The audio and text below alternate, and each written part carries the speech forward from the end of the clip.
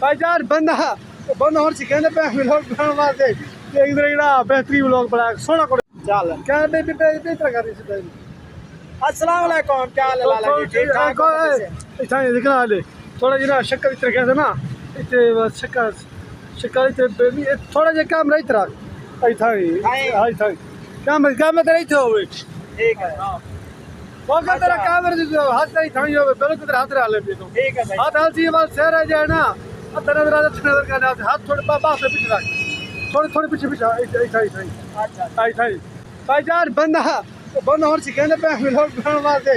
एक जरा बेहतरीन व्लॉग बना सोना को दे यार तू बना ला चंगी तरह हां जी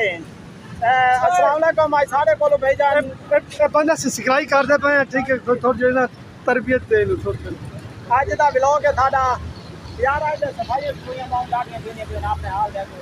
के दिया इतना कोई तकरीबन 10-12 साल बाद बच्चा होया है अच्छा किसी घर हां वो उन्होंने दी खुशी को टीका कुका वगैरह है हां वहां करके कमेटी वाले सारे आए हुए ने आम साहब आ गए अच्छा ने व्लॉग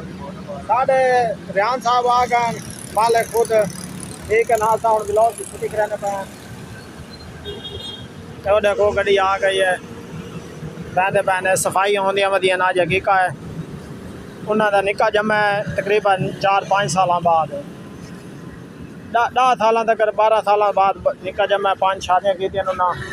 ठीक है ये एक मेरा सफाई थी पे चूना चूने दे चूने दे पैकेट आए पैन सही